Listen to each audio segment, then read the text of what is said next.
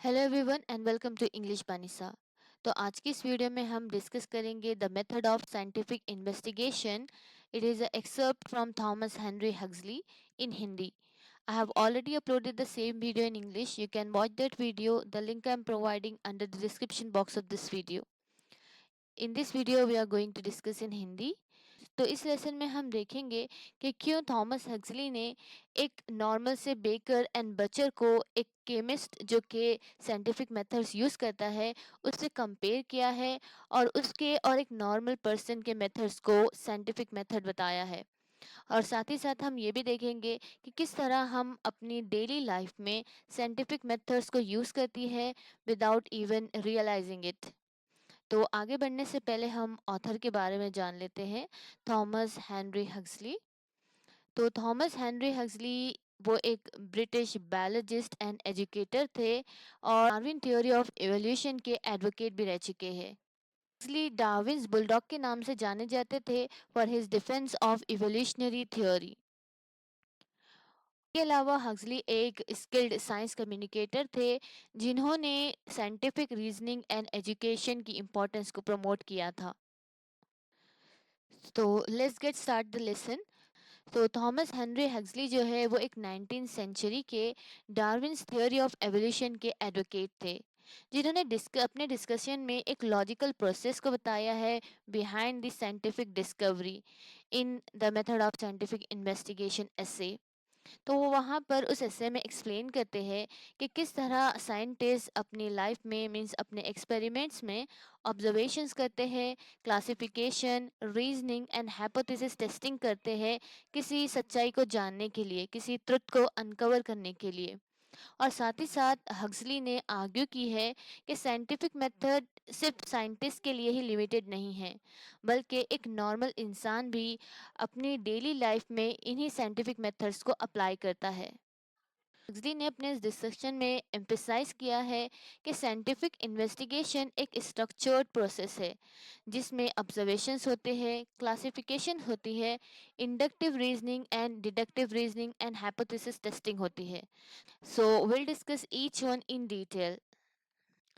तो वो यही बताना चाहते थे कि ये सिस्टमिक अप्रोच ही है जो कि एक एक्सपेरिमेंट्स को इसके कंक्लूजन पर पहुंचाता है। तो थॉमस हक्सली अपने इस एसे में कहते हैं कि बेस्ड ऑन दीज मेथड के इन्हीं मेथड्स के बेस पर हम किसी कंक्लूजन पर पहुंच सकते हैं, क्योंकि इन मेथड्स को यूज़ कर कर हम एविडेंस के साथ कंक्लूजन पर पहुंच सकते हैं, ना कि सिर्फ अजम्पशंस करने से, सिर्फ ख्याल करने से। तो किसी भी कंक्लूजन पर पहुंचने से पहले हमें ऑब्जर्व करना चाहिए, उसे क्लासिफाइड करना चाहिए और अपने प्रीवियस एक्सपीरियंस से उसे कंपेयर करना चाहिए, तभी जाकर हम किसी कंक्लूजन पर पहुंच सकते हैं। इसलिए यहाँ पर उसी पॉइंट को प्रूव करने के लिए कुछ एग्जांपल्स देते हैं, जैसे कि बेकर, बचर एंड केमिस्ट कि in some way they follow the scientific process in the daily work life.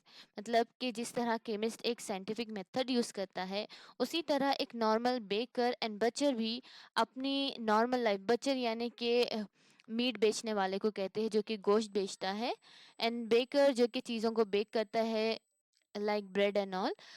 तो यहाँ पर वो बताते हैं कि एक नॉर्मल बेकर और बच्चर भी अपनी लाइफ में, मतलब कि अपने डेली वर्क में साइंटिफिक मेथड्स को यूज़ करता है। So let's see how. तो यहाँ पर वो पहला एग्जांपल एक बेकर का देते हैं कि एक जो बेकर है वो केयरफुल्ली अपने इंग्रेडिएंट्स को मेजर करता है ताकि उसकी बेकिंग जो है उसमें कंसिस्टेंसी बनी रहे। एंड रही बात एक बच्चर की, तो जो बच्चर है जब वो अपने मीट को वे करता है, यानी कि जब वो अपने मीट को तोलता है, तो वो एक्यूरेटली उस मीट को वे करता है ताकि उसके जो कस्टमर्स है उनके लिए फेयर प्राइस दे सके। बात है केमिस्ट की, तो वो तो साइंटिफिक मेथड ही यूज़ करता है, वो अपने सब्सटेंसेस के कंपोजिशन को एनालाइज करता है। इन सब सारे एक्सपेरिमेंट्स की मदद से यहाँ पर हक्सली ये सजेस्ट करते हैं कि साइंटिफिक मेथड सिर्फ प्रोफेशनल साइंटिस्ट के लिए ही लिमिटेड नहीं है, बल्कि एक लॉजिकल अप्रोच है जो कि हर किसी की एवरीडे लाइफ में यूज़ होता है। तो आगे हक्सली अपने एस्से में एक और एग्जाम्पल देते हैं, जहाँ पर वो एक केमिस्ट के कॉम्प्लेक्स एनालिसिस की सिमिलैरिटी एंड डिफरेंसेस बताते हैं बचर के वेकिंग गुड्स के साथ में। मीन्स कि जब बचर एक मीट को तोलता है यानी कि उसे वे करता है, और एक साइंटिस्ट केमिस्ट के कॉम्प्लेक्स एनालिसिस में क्या सिमिलैरिटीज होती हैं और क्या डिफरेंस होते हैं उसी को बताया है। तो हम पहले सिमिलैरिटीज की बात करते हैं कि किस तरह एक केमिस्ट और बचर सिमिलर है। सो फर्स्ट पॉइंट यहाँ पर थॉमस हक्सली अपने एस्से में बताते हैं कि ये जो बोथ मीन्स ये दोनों यानी कि केमिस्ट और जो बचर है वो अपने चीज़ों को एक्यूरेटली मेजर करते हैं। मीन्स जैसे कि यहाँ पर ये पिक्चर में आप देख सकते हैं, यहाँ पर एक केमिस्ट जो है वो अपने केमिकल्स को एक्यूरेटली मेजर कर रहा है, उसी तरह एक बचर अपने मीट को मेजर कर कर उसे कस्टमर को देता है। एंड यहाँ पर हम देख सकते हैं कि each follow a systematic method, दोनों ही अपने अपने टूल्स पर रिलाय करते हैं। जैसा कि एक बचर जो है वो यहाँ पर स्केल यूज़ करता है अपने मीट को मेजर करने के लिए, उसी तरह लेबोरेटरी में एक साइंटिस्ट और एक केमिस्ट अपने टूल्स यानी कि लेबोरेटरी इंस्ट्रूमेंट्स को यूज़ करता है। अब अगर हम बात करें डिफरेंसेस की, तो एक बच्चर का टास्क स्ट्रेट फॉरवर्ड होता है। मीन्स कि वो अपने मीट को वेट करता है बाय यूजिंग सिंपल स्केल, जो कि इमीडिएट रिजल्ट देती है। वहीं जो केमिस्ट होता है उसका टास्क थोड़ा सा कॉम्प्लेक्स होता है। वहाँ पर उसे बहुत ज़्यादा केयरफुल्ली एनालाइज करना पड़ता है केमिकल्स के रिएक्शन को, तब जाकर वो रिजल्ट इंटरप्रेट कर पाता है, और जो कि हमेशा विजिबल नहीं होता। मीन्स कि इमीडिएटली विजिबल आंसर या रिजल्ट नहीं आता। तो वो क्या करता है, एक केमिस्ट एक हाइपोथेसिस टेस्टिंग करता है, और एक बचर जो है वो फिक्स्ड रूटीन करता है, फिक्स रूटीन फॉलो करता है। तो थॉमस हेक्सली अपने ऐसे में यही हाईलाइट करते हैं कि different profession require different levels of complexities, मगर उनके जो फंडामेंटल प्रोसेस होती है, मतलब कि केयरफुल ऑब्जर्वेशन होता है, वो सेम होता है, उनकी रीजनिंग सेम होती है। हेनरी अपने एसे में ये आर्ग्यू करते हैं कि साइंटिस्ट का जो माइंड होता है वो इनहेरेंटली डिफरेंट नहीं होता, वो भी ऑर्डिनरी मैन की तरह ही होता है। बस डिफरेंसेस बस डिफरेंस इतना ही होता है कि साइंटिस्ट जो है वो केयरफुल्ली ऑब्जर्वेशन करते हैं, साइंटिफिक नॉलेज को अप्लाई करते हैं, लॉजिकल रीजनिंग देते हैं, और एक सिस्टमेटिक एनालिसिस करते हैं टू सॉल्व प्रॉब्लम्स को सॉल्व करने के लिए। अब हम यहाँ पर एग्री करते हैं कि साइंटिस्ट जो है वो ट्रेन होते हैं, वो अजम्पशन पर क्वेश्चंस करते हैं, क्योंकि वो अजम्पशन पर भरोसा नहीं रखते, उन्हें एविडेंस चाहिए होता है। बट अगर हम एक कॉमन मैन की बात करें, तो वो एवरीडे लाइफ में इस तरह की थिंकिंग या ऑब्जर्वेशन क्लासिफिकेशन नहीं करता, बस वो अजम्पशंस करता है। तो ये जो साइंटिस्ट है उनके पास स्पेशलाइज नॉलेज एंड टूल्स होते हैं, जिसकी मदद से वो इन्वेस्टिगेट करते हैं कॉम्प्लेक्स प्रॉब्लम्स को, और ऑर्डिनरी पीपल जो है वो भी अपनी लाइफ में साइंटिफिक मेथड्स यूज़ करते हैं। जैसा कि trouble shooting in a phone issue, अगर फ़ोन में कुछ इश्यू हो जाए तो हम ट्रबल शूटिंग के ज़रिए से उसे क्योर करते हैं। और उसी तरह हम अपने खाने को चेक करते हैं कि वो ख़राब है या अच्छा है, मीन्स उसकी फ्रेशनेस को चेक करते हैं। उसी तरह हम शॉपिंग में प्राइजेस को कंपेयर करते हैं। पता चलता है कि साइंटिफिक थिंकिंग सिर्फ साइंटिस्ट के लिए लिमिटेड नहीं है, बल्कि ये एक स्किल है जो कि हर किसी के पास डेवलप हो सकती है। हक्सली यही आर्ग्यू करते हैं कि अगर किसी को अच्छी तरह से ट्रेन किया जाए तो वो भी साइंटिफिकली थिंक कर सकता है। नेक्स्ट एग्जाम्पल वो इंडक्टिव एंड डिडक्टिव रीजनिंग का देते हैं, जो कि हम अपनी डेली लाइफ में यूज़ करते हैं। तो पहले बात करते हैं इंडक्टिव रीजनिंग की, में बात करेंगे फ्रॉम स्पेसिफिक टू जनरल।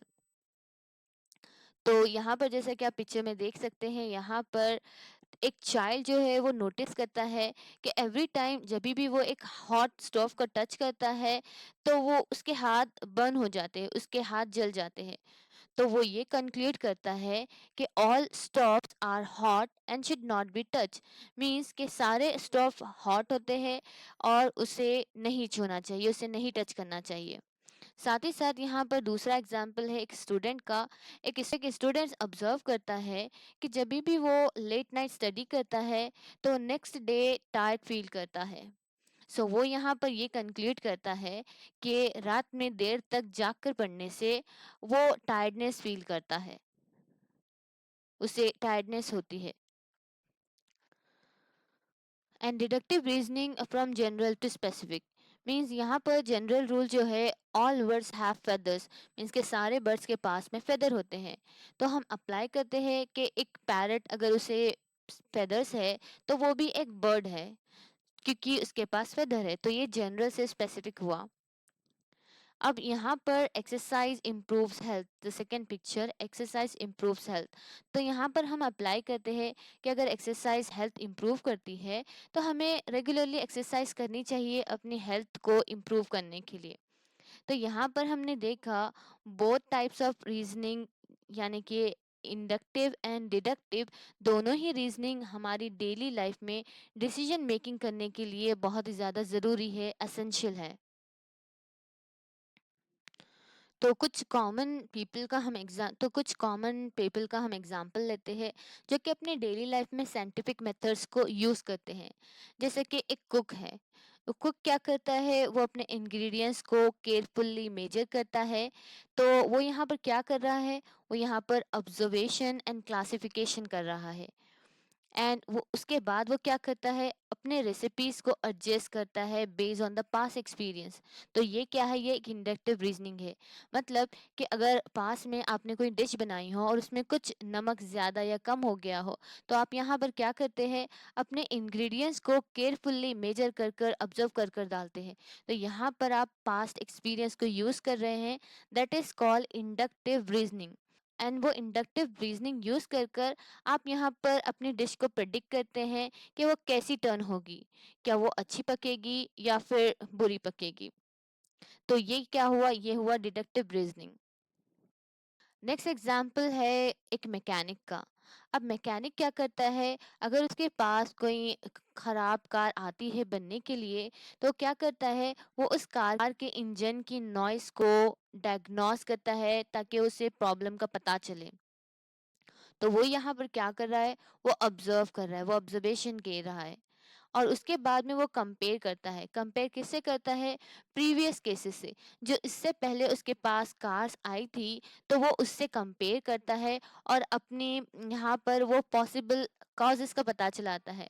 तो यहाँ पर इंडक्टिव रीजनिंग यूज कर रहा है।